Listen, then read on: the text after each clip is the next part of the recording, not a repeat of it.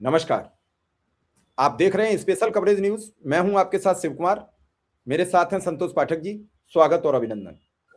बहुत बहुत धन्यवाद शिव जी और तमाम दर्शकों को नमस्कार। और इस बार एक ऐसी खबर आई है, एक ऐसी एफआईआर दर्ज हो गई है जिस एफआईआर के बाद अब लग रहा है कि बीजेपी की सरकार गिर जाएगी, एनडीए सरकार की विदाई हो जाएगी। इस एफआईआर के जरिए राहुल गांधी ने नरेंद्र मोदी और अमित शाह के तिलिस्म को तोड़ दिया है। अब लोगों के मन में ये सवाल उठेगा कि राहुल गांधी कैसे एफआईआर दर्ज करवा सकते हैं और कहां दर्ज करवाएंगे। यत्र तत्र सर्वत्र तो भाजपा नजर आती है और जहां एक दो जगह भाजपा नहीं है वहां भी सरकारों का रवैया बीजेपी के प्रति है। लेकिन राहुल गांधी ने उस चक्रव्यूह को तोड़ दिया है। और इस चक्रव्यूह को तोड़ा कैसे, कौन सी एफआईआर दर्ज हुई और उस एफआईआर के दर्ज होने के बाद अब ये सवाल उठ रहा है कि मोदी साहब क्या करेंगे, क्योंकि एनडीए सरकार पर एक बहुत बड़ा क्वेश्चन मार्क लग गया है। एक बड़ी स्टोरी लेकर आए हैं, हमेशा की तरह शुरुआत शिव जी करेंगे। अगले कुछ मिनट हम एक एक करके तमाम तथ्यों को आपके सामने रखेंगे। ये जो स्टोरी है शिव जी, ये अपने आप में ही चौंकाने वाली स्टोरी है कि सरकार में बैठे हुए व्यक्ति, मोदी और शाह के साथ बैठने वाले व्यक्ति, मोदी और शाह के साथ बैठने वाले व्यक्तियों के मन में किस तरह का डर पैदा हो जाएगा। इस एफआईआर की जांच से जो खुलासा होगा वो डर उनको कहेगा कि भैया ना ना ना ना ना, इनके साथ मत जाना। वो तो ईडी सीबीआई जेल वेल वो सब तो ठीक है, कुछ और भी खेल हो सकता है। ये जांच अगर सही तरीके से आगे बढ़ी तो चौंकाने वाले खुलासे होंगे और एक एक करके फिर सही होगी।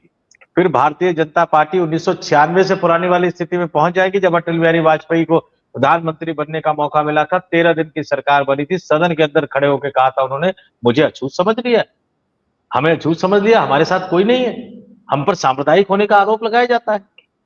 देख लीजिए इतने राज्यों में हमारी सरकारें हैं, हमने वहां कौन सा काम किया, हमने संविधान के मुताबिक काम किया। लेकिन किसी का दिल नहीं पसीजा। उनके साथ खड़े थे उनके दो पुराने सहयोगी, बाला साहब ठाकरे। उनके परिवार के साथ क्या कर दिया नरेंद्र मोदी अमित शाह ने, तो अब ठाकरे परिवार भी नहीं होगा। और दूसरे सहयोगी थे प्रकाश सिंह बादल, अकाली दल, उनके साथ पंजाब में क्या कर दिया, तो अब बादल परिवार भी नहीं होगा। और मुझे ध्यान नहीं आ रहा कि शायद बंसीलाल या वो थे या नहीं थे चौटाला परिवार, लेकिन इन दोनों में से शायद कोई एक था। लेकिन दोनों ही परिवार को इन्होंने खत्म कर दिया। तो अब तो वाकई पूरी तरह से भारत की राजनीति में ऐसी पार्टी बन जाएगी भारतीय जनता पार्टी जिसके साथ कोई बैठना भी पसंद नहीं करे। एक एक करके तथ्यों को हम दर्शकों के सामने रखेंगे। इस खबर से पूरी बीजेपी में बेचैनी बढ़ गई है और ताज्जुब ये देखिए कि आपका अपना मर जाए, आपके अपने की असमय मौत हो जाए और आप उस पर भी सवाल नहीं कर सकते। कितना भय व्याप्त है इस भारतीय जनता पार्टी का लोगों में। और इस भय को निकालने के लिए कहां से कहां तक पापड़ बेलने पड़े। मुझे नहीं लगता है कि उस विधायक ने ऐसा कोई दल छोड़ा हो जिसके नेता से उसने बातचीत न की हो, जिस नेता के आगे गिड़गिड़ाए ना हो, साहब आप हमें बचा लीजिए, हमारे चाचा का असमय निधन हुआ है और उस चाचा के असमय निधन की कोई जांच नहीं कर रहा है, हमें पूरा खतरा दिख रहा है। आप आए दिन देखते हैं। नहीं शिव जी, इस देश का कानून ये कहता है, मैं सीधे सीधे कहता हूं, अगर किसी को भी लगता है कि मेरे परिवार के किसी व्यक्ति की जो मृत्यु हुई है वो स्वाभाविक नहीं है तो वो एफआईआर दर्ज करवा सकता है। इस देश का कानून ये भी कहता है कि किसी थर्ड पर्सन को भी अगर कुछ लगता है तो वो भी जाकर एफआईआर दर्ज करवा सकता है। लेकिन एक ऐसा नेता, एक बड़ा नेता जिनकी मौत होती है, दुर्घटना में मौत होती है और उस पर उन्हीं के परिवार के व्यक्ति, उनके भतीजे सवाल उठाते हैं, पुलिस के पास जाते हैं। भारतीय जनता पार्टी की सरकार, डबल इंजन कह लीजिए, ट्रिपल इंजन कह लीजिए, जितने इंजन कहना है कह लीजिए, वहां की पुलिस उनसे कहती है कि नहीं हम एफआईआर दर्ज नहीं करेंगे। पुलिस एफआईआर दर्ज करने से कैसे मना कर सकती है, किस बिना पर मना कर सकती है? लेकिन मना किया। वो दर दर भटकते रहे और फिर एक तरीका निकला जो इस देश के कानूनी ढांचे ने ही हक दिया हुआ है। हालांकि दुर्भाग्यपूर्ण तरीका यह है कि जब वीआईपी के परिवार को एफआईआर दर्ज करवाने के लिए इस तरह से दौड़ना पड़ रहा है तो इस भारत में आम आदमी की क्या मिसाल। शिव जी, मैं चाहूंगा आपसे कि आप दर्शकों को जरा वो दिखाए खबर, क्योंकि हम तथ्यों के साथ चीजों को रखते हैं दर्शकों के सामने। और सबसे पहले जो 4-5 जो खबरें आई हैं, आप इसको देख लीजिए। ये खबर आपको बहुत सारी चीजें बताता हुआ नजर आएगा, ये बहुत सारी चीजें आपके सामने रखता हुआ नजर आएगा। दैनिक भास्कर की खबर है, और दैनिक भास्कर की खबर क्या बता रही है, आप इसको सुनिएगा। ये खबर मामूली खबर नहीं है, ये खबर ये बता रही है कि इस देश में डर कैसा बैठा हुआ है। दैनिक भास्कर, अजीत पवार प्लेन क्रैश मामले में बेंगलुरु में एफआईआर। घटना कहां हुई थी? महाराष्ट्र में हुई थी। एफआईआर कहां दर्ज करवाना पड़ गया? बेंगलुरु में। क्यों? क्योंकि महाराष्ट्र की पुलिस ने इंकार कर दिया। भतीजे रोहित ने 5 आरोप लगाए। हिंदुस्तान हिंदी न्यूज खबर है, अजीत पवार की मौत कैसे हुई? बेंगलुरु में दर्ज हुई 0 एफआईआर, समझिए इसके मायने। एबीपी न्यूज की खबर है, बारामती न्यूज, अजीत पवार की मौत मामले में पहली एफआईआर दर्ज, लंबी लड़ाई के बाद। ये बारामती न्यूज डाला है क्योंकि घटना बारामती में हुई थी, लेकिन मजबूरी में एफआईआर कर्नाटक में करवानी पड़ी। नवभारत टाइम्स की खबर, अजीत पवार डेथ केस की बेंगलुरु में 0 एफआईआर, बारामती और मुंबई पुलिस के इनकार के बाद। यानी आगे उन्होंने विस्तार से दे रखा है। और नवभारत टाइम्स की भी एक खबर है जो आपके स्क्रीन पर अब नजर आएगी, उसमें थोड़ा सा इस खबर का और डिटेल दे रखा है। और नवभारत टाइम्स की खबर अब स्क्रीन पे आएगी आपके, और उस खबर में अजीत पवार डेथ केस की बेंगलुरु में 0 एफआईआर, बारामती और मुंबई। ये देखिए नवभारत टाइम्स की खबर है, बारामती और मुंबई पुलिस के इनकार के बाद। बारामती पुलिस ने मना कर दिया जहां घटना हुई थी, मुंबई पुलिस ने मना कर दिया।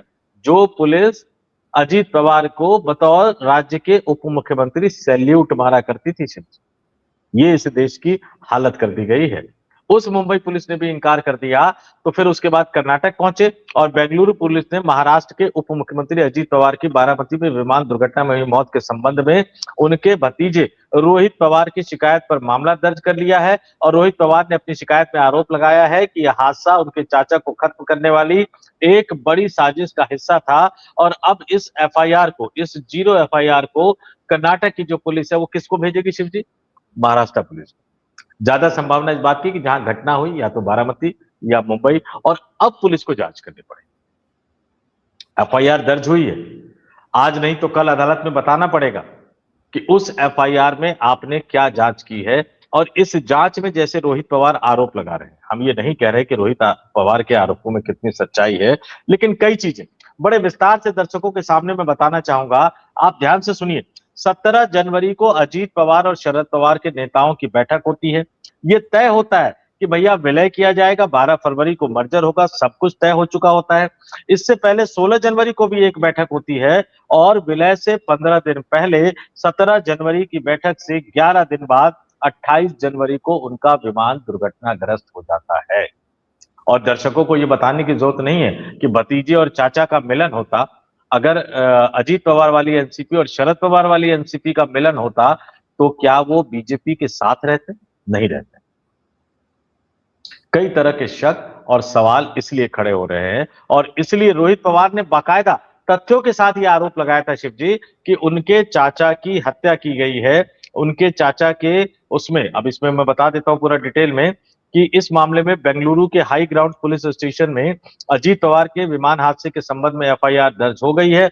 0 एफआईआर हुई है। इसमें भारतीय न्याय संहिता की कई धाराएं लगाई गई हैं, जिसमें गैर इरादतन हत्या, लापरवाही और जान को खतरे में डालने से जुड़े आरोप शामिल है। और आगे अजीत पवार के विमान हादसे के बाद से ही रोहित पवार लगातार इस मामले को उठा रहे थे। उन्होंने विधानसभा में भी यह मामला उठाया, और इंडियन सिविल प्रोटेक्शन कोड 2023 के तहत 173(1) के तहत जब कहीं सुनवाई नहीं हुई तो उन्होंने बेंगलुरु में जाकर उसको दर्ज कराया, और उन्होंने तमाम तरह के गंभीर आरोप इस मामले में लगाए हैं। और अब जो है, ये दोनों ही सूरत में अगर महाराष्ट्र की पुलिस जांच नहीं करेगी तो भी सवाल उठेंगे, और सवाल गहराते हुए चले जाएंगे। और जांच में अगर रोहित पवार के आरोप सही साबित हो जाते हैं तो महाराष्ट्र की राजनीति में ही नहीं, इस देश की राजनीति में भूचाल आ जाएगा। संतोष जी, अब भूचाल आए चाहे कुछ आए, अजीत पवार अब इस दुनिया में नहीं है, न वापस आएंगे। उनसे किसको खतरा था? उनके भतीजे के मुताबिक तो यही समझ में आ रहा है, किसी को खतरा था, उस व्यक्ति ने उनकी जान ले ली। अब ये तो या तो रोहित पवार बताएंगे या फिर पुलिस जांच में जो सामने आएगा। लेकिन इस एफआईआर दर्ज होने के बाद कई जगह संग्राम छिड़ जाएगा। मुंबई पुलिस को भी जवाब देना पड़ेगा। उस जांच से कर्नाटक की पुलिस संतुष्ट होगी कि नहीं होगी, और डिप्टी सीएम की मौत की जांच है तो सीबीआई को दे देनी चाहिए, गृह मंत्री को तत्काल। दूध का दूध पानी का पानी हो जाएगा। लेकिन सीबीआई को भी तो कुछ बताना पड़ेगा। ये जवाबदेही की बात है संतोष जी। अक्सर जब माधवराव सिंधिया की डेथ हुई मैनपुरी की भोगांव में प्लेन दुर्घटना में, तो ये पूरी बीजेपी मांग कर रही थी कि जांच हो। जांच हुई, सब शून्य पाया गया, परिवार ने किसी जांच के लिए इंकार कर दिया। आज पवार परिवार तो जांच मांग रहा है, तो क्यों नहीं जांच कराते हैं? वो अलग बात है कि उनका और परिवार नहीं चाहता है, लेकिन उस समय माधवराव सिंधिया की मां तो बीजेपी में हुआ करती थी और बीजेपी की तेज तर्रार नेताओं में गिनी जाती थी। वो तो कर सकती थी मांग। बहन उनकी उस समय राजस्थान की चर्चित बीजेपी नेताओं में थी, वो तो कर सकती थी मांग। ये कई सवाल है। परिवार मांग नहीं कर रहा है, परिवार का परिजन मांग कर रहा है और पुलिस एफआईआर नहीं लिख रही है। भाई रोहित पवार उनके सगे भाई का बेटा है, कोई दूर का तो है नहीं। और सगे भाई का बेटा कह रहा है कि मेरे चाचा की मौत की जांच करा दो, और सरकार पीछे हट रही है। एफआईआर करने में क्या जाता महाराष्ट्र पुलिस का? अरे जो जांच में सच दिखता वो लिख देते। लेकिन अपनी सरकार अपनी व्यवस्थाओं पर सवाल कैसे खड़े करते हैं? तो मैं ये नहीं समझ पा रहा हूं संतोष जी, एक डिप्टी सीएम की जांच के लिए जब सरकारें इतनी देर करती हैं तो आम नागरिक के साथ व्यवहार कैसा होगा? सवाल ये है आपसे मेरा। देखिए, इसके 3 पहलू हैं और हमें तीनों पहलू पर बातचीत करनी चाहिए। अगर रोहित पवार एक राजनीतिक आरोप लगा रहे होते तो राजनीति करते महाराष्ट्र में बैठ के।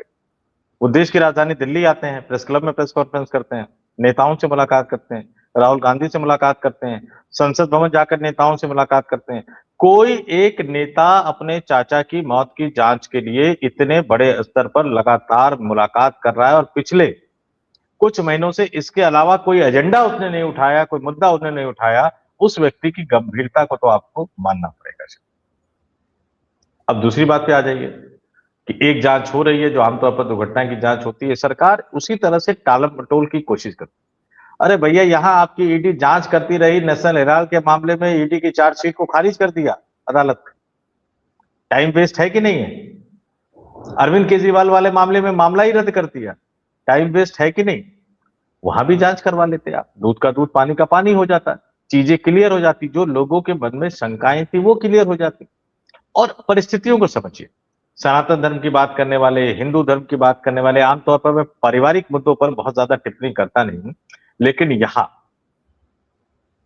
एक राज्य के उप मुख्यमंत्री की और एक राजनीतिक दल के मुखिया की मौत होती है और आप 13वीं का इंतजार किए बिना उनकी पत्नी को सरकार में शामिल कर लेते हैं। और फिर क्या कहा जाता है? उनको बधाई दी जाती है सरकार में शामिल होने की। जिस महिला ने महज कुछ घंटे पहले अपने पति को खोया, क्या इससे बड़ा अपमान होगा सनातन धर्म का और हिंदू धर्म का? और आपने आनन फानन में इसलिए शामिल करवा लिया क्योंकि शरद पवार ने परिवार की बैठक बुलाई थी उसके बाद, और उस बैठक में यह फैसला होना था कि पूरा पवार परिवार एकजुट होगा या नहीं होगा, होगा तो कैसे होगा। अजीत पवार जो बोल के गए थे, अजीत पवार का आखिरी सपना पूरा किया जाएगा या नहीं किया जाएगा। सवाल वही कि दोनों एनसीपी के विलय को रोकने के लिए आनन फानन में सुनेत्रा पवार को सरकार में शामिल कर दिया गया। यही तथ्य कई तरह के सवाल खड़े करते हैं। तो पहले आपने जांच नहीं करवा रहे हो, दूसरा जो भतीजा दर दर की ठोकरें खा रहा है आप उनकी बात नहीं सुन रहे हो, तीसरा ये सवाल बार बार शक के घेरे में लाता है कि 13वीं से पहले ही आपने उनको कुर्सी पे बिठा के और बधाई देना क्यों शुरू कर दिया। ये तो सीधे सीधे धार्मिक परंपराओं का एक तरह से अपमान था। अब राहुल गांधी ने कैसे चक्रव्यूह तोड़ा? कुछ दिन पहले राहुल गांधी से मिले रोहित पवार, ये बातें हुई कि इसको एफआईआर कैसे दर्ज करवाया जाए। लीगल स्तर पर बहुत सारा विचार विमर्श हुआ और फिर उन्होंने कहा कि आप कोशिश कीजिए। कोशिश किया, इन्होंने कहीं कोई एफआईआर दर्ज नहीं हुई। फिर कर्नाटक में कांग्रेस की सरकार है, सिद्धारमैया मुख्यमंत्री है, DK Shiva Kumar deputy CM है।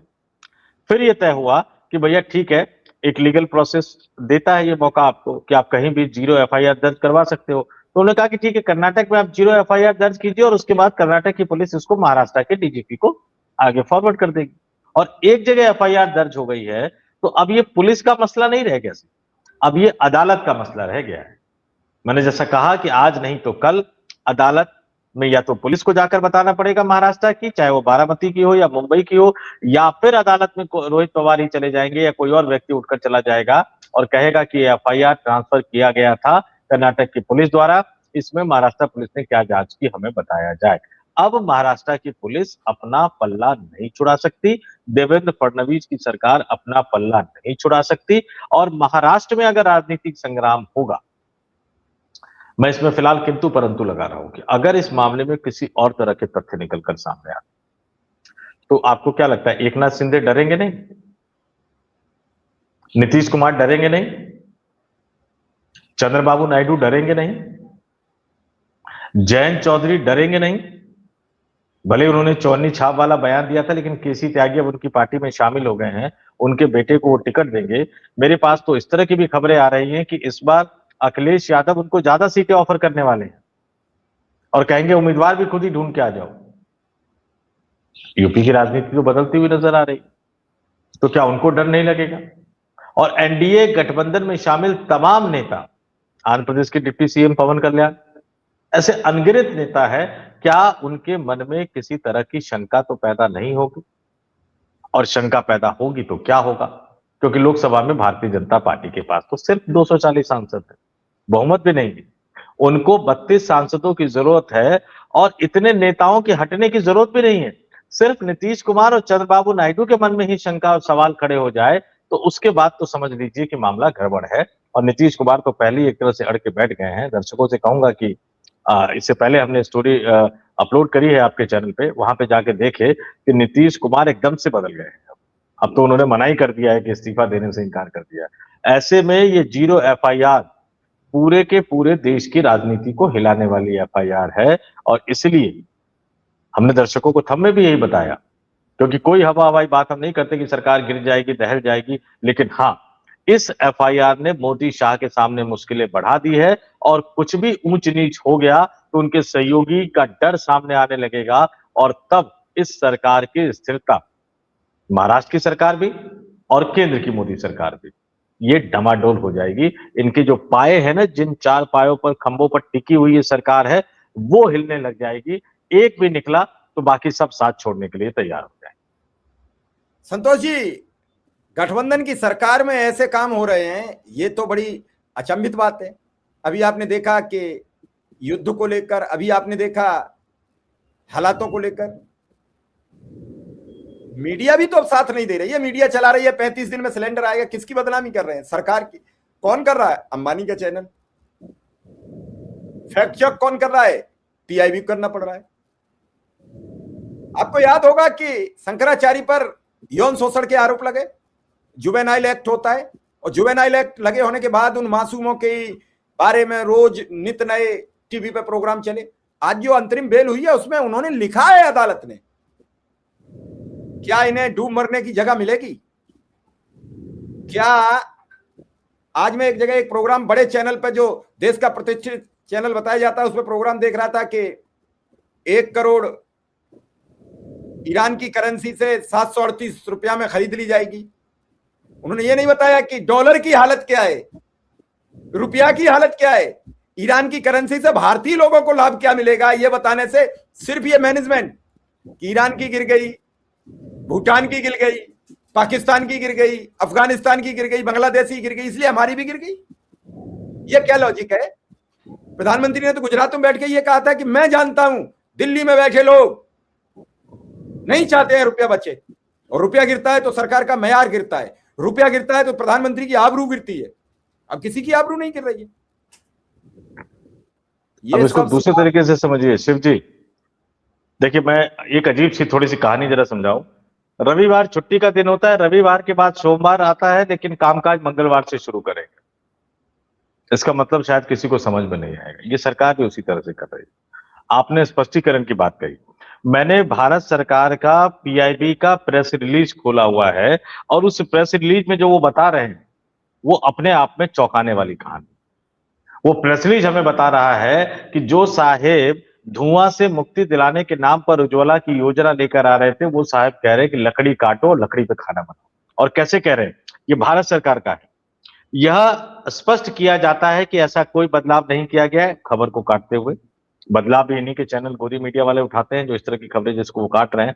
रिफिल बुकिंग की मौजूदा समय सीमा पूर्ववत बनी हुई है, जो इस प्रकार है। शहरी क्षेत्रों में 25 दिन, यानी अगर आपने 25 दिन बाद ही आपने एक बार सिलेंडर ले लिया तो 25 दिन बाद ही आप दोबारा बुक करवा पाएंगे। और ग्रामीण क्षेत्रों में 45 दिन है। कायदे से तो मैं जानता हूं कि शहरी क्षेत्र में भी अगर 4 या 5 आदमी का परिवार है तो 24-25 दिन से ज्यादा वो सिलेंडर चलेगा नहीं। तो ये 25 दिन आपने बुकिंग का टाइम दे रखा है, 2-3 दिन डिलीवर करने में लगेगा, 7 दिन भी लग सकता है। तो बाकी 6-7 दिन ये खाना किस पे बनाएंगे? लकड़ी पे, कोयले पे, चूल्हे में। और गांव में तो और गजब कर दिया उन्होंने। गांव में आज भी आमतौर पर शिव जी संयुक्त परिवार होते हैं, और एक परिवार में कम से कम मान लीजिए कि 10-12 लोग तो होते हैं। इससे ज्यादा भी मैं न्यूनतम कह रहा हूं कि 10-12 लोग होते हैं। गांव में सिलेंडर भरने की जो सीमा इन्होंने रखी है ग्रामीण क्षेत्र में 45 दिन, वहां तो और 17-18 दिन में सिलेंडर खत्म हो जाएगा। तो बाकी 27-28 दिन क्या करेंगे? लकड़ी काट के चूल्हे पे खाना बनाएंगे ना कहीं तो बनाएंगे ना। ये सरकार इस तरह से आनंद फानंद में कुछ सूझ नहीं रहा है, कुछ समझ में नहीं आ रहा है। जो आए बाएं साएं अल बल जो जो सुझाव दे देता है उस सुझाव को साहब मान लेते हैं। वो तो भला है कि जिस दिन कहीं चर्चा चल रही थी उसी दिन मैंने वीडियो में बोल दिया कि साहब बोलेंगे कि भाई सिलेंडर, खाली सिलेंडर लाओ और उसको बजाओ। विश्व शांति के लिए खाली सिलेंडर को बजाना बहुत जरूरी है, और इससे ये साबित होगा कि भारत विश्व गुरु बन गया है। अब वो वीडियो चल गया, किसी ने दिखा दिया साहब को, अब साहब ने वो आइडिया ड्रॉप कर दिया। एक और आइडिया था जब मैं आईएनएस एजेंसी में था, अडानी के खरीदने से पहले एक बड़ी खबर थी, सरकार करने वाली थी। मैंने उसको ब्रेक किया, वो खबर छपी। अगले दिन उस अधिकारी को और उस मंत्री को, दोनों को जबरदस्त डांट लगी और फिर वो आइडिया ड्रॉप कर दिया गया। लेकिन उसके कुछ ही दिन बाद जब G20 का समिट हुआ तो उसमें इंडिया की जगह भारत लिखा हुआ आया था। तो आइडिया, हम लोग तो बड़े छोटे पत्रकार हैं, लेकिन कई बार सरकार के अंदर से चीजें निकलकर सामने आ जाती है तो हम जनता के सामने रख देते हैं। अब साहेब की आदत यह है कि जो पब्लिक में आ गया वो काम करना ही नहीं।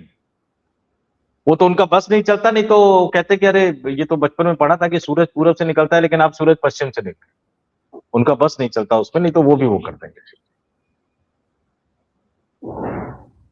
चलिए, अब देखना है कि कब तक ये सब चीजें चलेंगी, कब तक इन सब चीजों पर बातचीत होगी। क्योंकि लगातार हम लोग तो जनता से जुड़ी बातों पर चर्चा करते हैं, जनता से जुड़ी बातें आपके बीच लाते हैं, लेकिन आप लोग है थोड़ा सा कहीं ना कहीं चूक कर जाते हैं। ऐसी खबरें सब जगह नहीं मिलती हैं। आप आइए, हम ऐसी खबरों से आपको रूबरू कराएंगे। फिलहाल इस खबर को यहीं विराम देंगे। आपका आभार संतोष जी और धन्यवाद।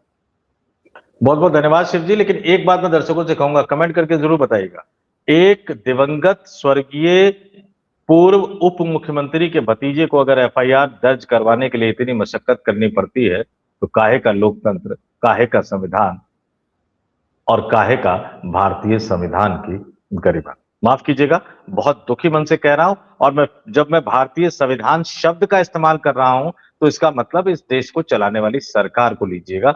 संविधान हमारे लिए पवित्र है, लेकिन उस संविधान के बल पर जो इस देश की सरकार को चला रहे हैं उनकी नीयत में कितना बड़ा खोट है, ये बताता है जब हम इस तरह के प्रकरण को देखते हैं। सच क्या है, अगर जांच होगी तो उसके बाद ही निकलकर सामने आएगा। लेकिन ये जांच, आप ये मान लीजिए, कोई छोटी मोटी घटना नहीं है, ये वाकई सरकार की नींद उड़ाने वाली घटना है। कमेंट आप जरूर कीजिएगा, अपने विचारों से हमें अवगत जरूर कराइएगा। नमस्कार, धन्यवाद।